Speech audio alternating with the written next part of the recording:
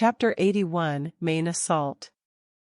Absorbing and analyzing the remains of the undead Magi confirmed my suspicions. The innate understanding they had was strange and identical. Usually, every innate understanding was unique. It was after all created by the cumulative of a person's experiences and comprehension. Having an identical understanding would need two identical minds to go through identical experiences. Sure, it could happen, but not like this. I couldn't even fully absorb their innate understanding. It just dissolved and lost all substance halfway through the absorption. I was so engrossed in studying the undead that I nearly missed the flare going off in the distance. It was only early evening and the next attack was already mounted. Only seconds later, multiple consecutive flares light up the skies. The main offensive of the undead seemed to have been launched. Lord Magus, please head over to the biggest flare. That is the main encampment, and should it fall, the troop morale will plummet. Fine. Make sure you are prepared too. There will likely be a second wave. Flying up into the sky, I once again executed my lightning domain application to move towards the place the biggest flare had been launched from. What greeted me at my arrival was a vast battlefield. On one side were the allied forces, consisting of humans, godkins, and giants, while the other side was swarming with undead. Since this was the main camp, the quality and quantity of both forces were many times greater than what I had witnessed before. The allied forces had gathered 20 king magi and 3 king fighters, but were forced into a defensive situation by the 200-odd cloaked figures that charged over recklessly. Now that I was familiar with their aura, I could easily differentiate between the ones forcefully promoted and those not. Among the charging undead, there was only one true king Magus. He was running at the back of the group and seemed somewhat out of place. Different from the others, he wasn't wearing a gray cloak that hid his features. He wore a long blue robe and was holding a staff behind his back. He looked human by all accounts, were it not for the eerie glow in his eyes. He was the greatest danger in this whole siege attack. The surprise of suddenly facing a true king-level enemy after fighting the fakes would give him an edge that would cost the allied forces deeply. As I flew towards him, the undead seemed to notice my attention and stopped following the horde to confront me directly. Instead of directly attacking, he bowed slightly and greeted me in a hoarse voice. Greetings. I am Neptune, the tide of Atlantis. I have returned from my watery grave to fight for Atlantis once again. I'm pretty sure Atlantis doesn't exist anymore. There is no reason for us to fight. Go back to your grave and rest in peace. Young man, we both know there is only one way to resolve this. Yes, sadly that seems to be the only viable path. Then, I am Eldar, the life of my forest. I'm just passing through, so please go easy on me. Harumphing at my last sentence, Neptune swung his staff at me. I met his staff with my fist, causing him to be pushed back a little. He fought, incredibly steady, advancing and retreating like the tide. From time to time, a true tide surged out from his robes, trying to bring me off balance. Being a tree, I simply absorbed the water and wasn't really impacted. Though his innate understanding of tides was rare, its value in combat couldn't be fully unleashed against me. As the battle dragged on, it quickly became apparent that he couldn't hold on for much longer. You have fought hard, rest now. I'll put your innate understanding to good use. An absorber? A true warrior of Atlantis doesn't let his opponent benefit. Neptune's chest erupted as a glowing mist charged at me. This madman had unleashed his innate understanding.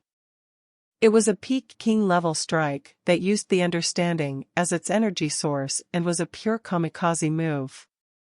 Good thing my strength had already surpassed the level of kings. Chapter 82, Heading East. As the mist arrived before me, it was about to enter my body when it recoiled and evaporated into nothingness. Neptune gaped in shock as the undead glow slowly faded from his eyes. "You have already surpassed the king level and become a chosen one? My system of evolution is different from your ranking of strength, but yes, by your standards I could be considered to have surpassed king level. You said nothing about being a chosen one. Are you perhaps a dash?" Without his innate understanding, Neptune turned to dust and scattered into the wind. I couldn't spare much time to be sad about the world losing a true warrior and me losing a useful innate understanding. While the biggest variable in this battle was eliminated, the allied forces had trouble holding their own against the unit of fake kings. Most king magi were forced to cope with at least 7 cloaked figures, pursuing them while attacking madly. Among the chaos, I actually spotted a familiar face. Loki was facing a total of 20 adversaries and handled himself fairly well. Somehow, all the attacks miraculously missed him. Probably due to his powers of change.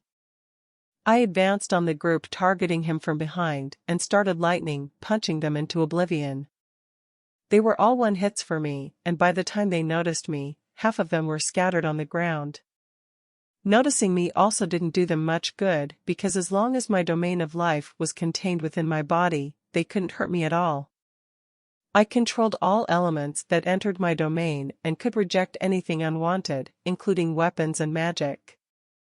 Only someone stronger than me, or with an advantage in elemental effectiveness, could penetrate this defense.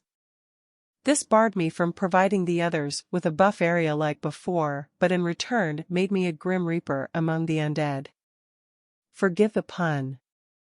As the pressure on Loki eased, he went on the offensive. Change was a scary thing. If Loki could get a hold of an undead, he would grab them and turn them right into dust. Unlike me pulverizing them, Loki's method didn't leave any remains that held magic. I didn't think you'd be the one rushing to our aid. Now that you've surpassed us all, why bother? I've come to save lives. Not everyone who gains power sees life as insignificant. If these defenses fail, my people will die too, you know.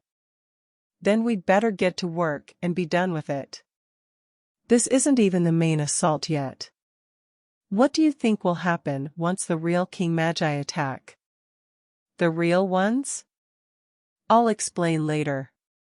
Working together, we slowly cleared out all the cloaked figures, and then I proceeded to blast a few lightning arcs into the undead below to ease the situation.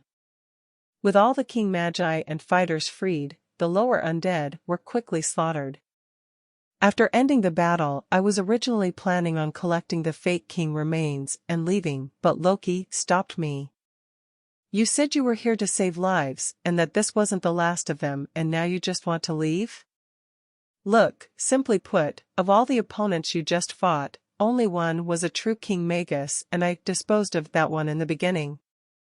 The others are all forcefully promoted Grand Dukes, and the enemy main force is probably still out there. I'll push east and see if I can find where they come from and what the source of all this is.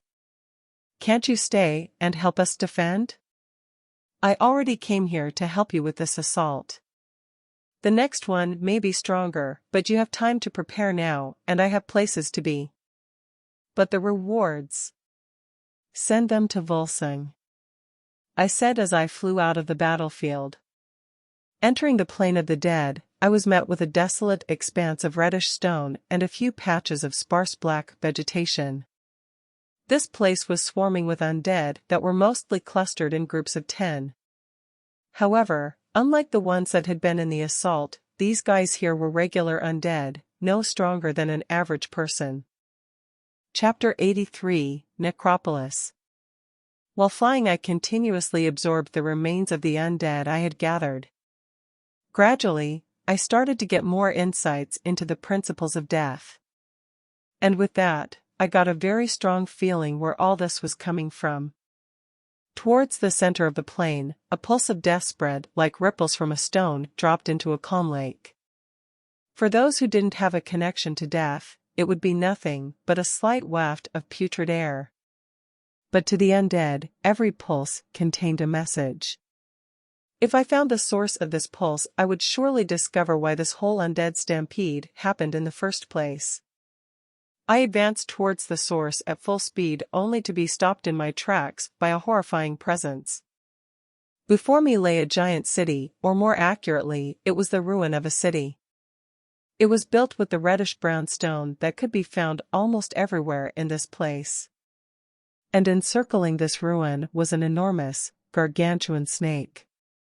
The snake spanned around the ruin multiple times and gave off the unmistakable aura of a divine beast. Its long body was covered in dark green scales that contrasted with the reddish surrounding. I had been hoping to leave unnoticed and re-evaluate the situation, but as I slowly flew back a little, the slithering Goliath moved. Its head rose from the ground and its pitch-black eyes locked onto me. An angry, hoarse voice boomed across the plain. "Why have you come to the Necropolis, mortal? This is the land of the dead, the living shouldn't tread here. Technically, I am flying. Spare me your attitude. State your purpose or I will devour you." As if to emphasize the threat, the snake opened its mouth, displaying the razor-sharp teeth dripping with venom and the vastness of its gargantuan maw. Despite it being undead, this was still a divine beast, and I was not its opponent. Undead have attempted to cross into the land of the living. The fights at the border are getting worse and a bunch of fake king magi appeared. I'm here to find the cause of all this.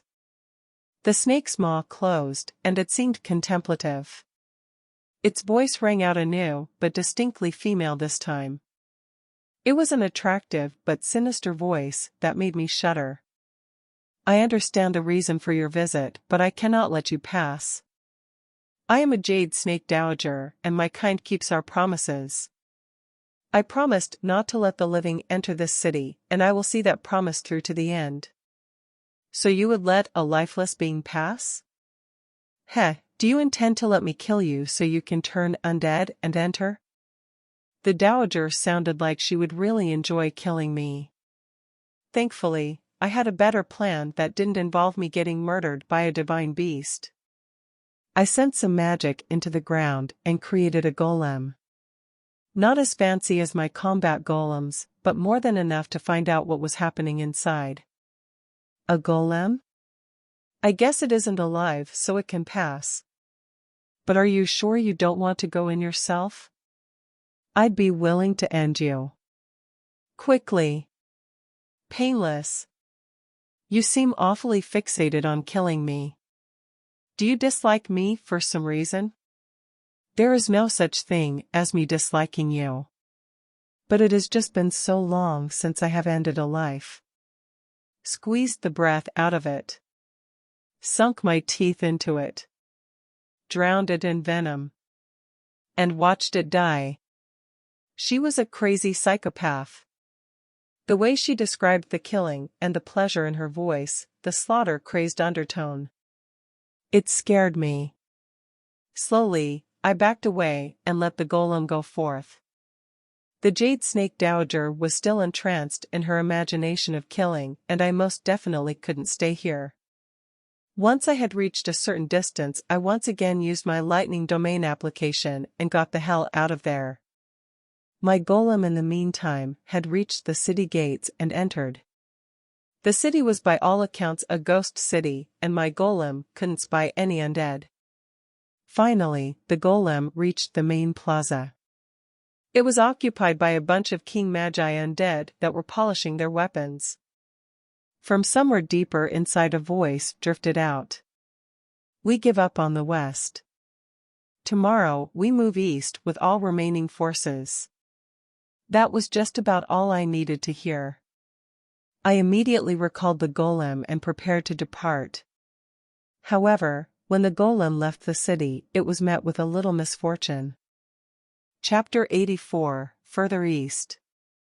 By the time the golem exited the city, the jade snake dowager had recovered from her delusions. "He is gone. Isn't that his golem exiting?" It's not alive, but...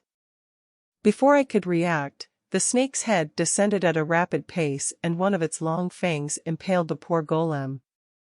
Reluctantly, the snake pulled back its voice, holding some disappointment. It just isn't the same. Thank the goddesses I got out of there in time.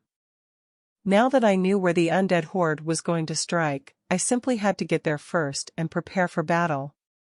It was a good thing that I had my lightning domain and was thus much faster than anyone else.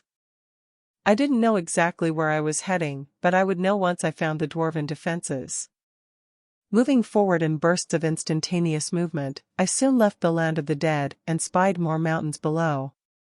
Similarly to the Jotun side, the undead were also impeded by the natural geography of this place, forcing them to converge at certain spots that were tightly guarded. Different, however, from the allied forces, this was a place defended by dwarves. There were no makeshift walls or obstructions in sight. Instead, all choke points in my view were blocked by high stone walls dotted with varying pieces of siege defense equipment. Assuming that the largest wall would similarly hold the commanders with the highest authority, I slowly descended towards it.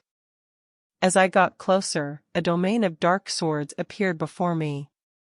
Presumably, it was a domain of darkness that was manifested with the image of a sword in mind. A crude predecessor of the domain application technique I used. Nevertheless, the one who made this had to be considered a genius. Not everyone was born with a complete inheritance of magic principles at their disposal, after all. Night Owl, I presume? You know who I am then. Good, then you also know what happens if you take another step forward. Why does everyone I meet today sound so sinister and threaten to kill me? And if you are implying that you will kill me if I take another step, then you are overestimating your strength. Now, the entirety of the Dead Plains King Magi are headed here. Prepare to fight for your lives. Is that a threat? No. I intend to fight alongside you, so this can be considered a warning. I don't fight alongside people who are weaker than me. Especially if they brag about their strength but cower in fear before mine. You are going to remain stubborn until I walk into that domain of yours, aren't you? Fine by me. Without hesitation, I stepped into Night Owl's domain. This lack of hesitation to step into a zone of death must have shocked him so badly that he didn't react for a few moments. Only after he regained his bearings did a sudden fury grip his heart. I had made him hesitate. Driven by the fury of his feelings of humiliation, the all-sword rushed towards me. Based on that, he had yet to fully grasp the meaning of a genuine domain. If he had, the swords would appear directly before me. Not having full control of his domain yet was a fatal weakness when going up against some like me who not only had full control over his domain but also more than one to choose from. The dark of night is feared by all mortals. But as lightning strikes, all obscurity is vanquished, and even the most stubborn darkness must give way to the heavenly fury. Lightning domain, counterburst. From my body, the lightning domain burst forth and swept away Night Owl's domain like it was nothing. As I retracted my domain, only a dark elf with a lost look on his handsome face was left floating in the air. Defeated just like that? Was I so weak, or were my comprehensions insufficient? That's not quite it. My control over my domain is better than yours, and you fell for my reasoning, which led to your domain putting up no resistance when I dispersed it. If you spend some more time to consolidate your domain and confidence, you should fare better. Chapter 85, Dwarven Walls. Come on down then. After being defeated, I should at least treat you to a drink. Night Owl turned out to be a very nice dark elf if one disregarded the whole domain thing. He invited me into his wooden cottage at the bottom of the wall and served me a liquid he called tea. Whether it was actual tea or something else was hard for me to tell. I was in my essence still a tree, and taking in hot, colored liquid had absolutely no effect on me. I couldn't even taste it. But what matters is the intention. You mentioned an attack by King Magi. I fear you are too late, we were already attacked a few days ago. I can't be sure, but I assume they were mostly just forcefully promoted. How did they look like? A bunch of gray-cloaked figures. That's indeed how they looked. Seems it wasn't my power that rendered them helpless, but their weakness. I still have a long way to go. Well, you couldn't have known. For now, you should try your best to increase your defensive capacity to the absolute peak. I'm the wrong person to talk to if you want to change anything about those defenses. I'm just here to fight the strong enemies. Come, I'll introduce you to the Dwarven King.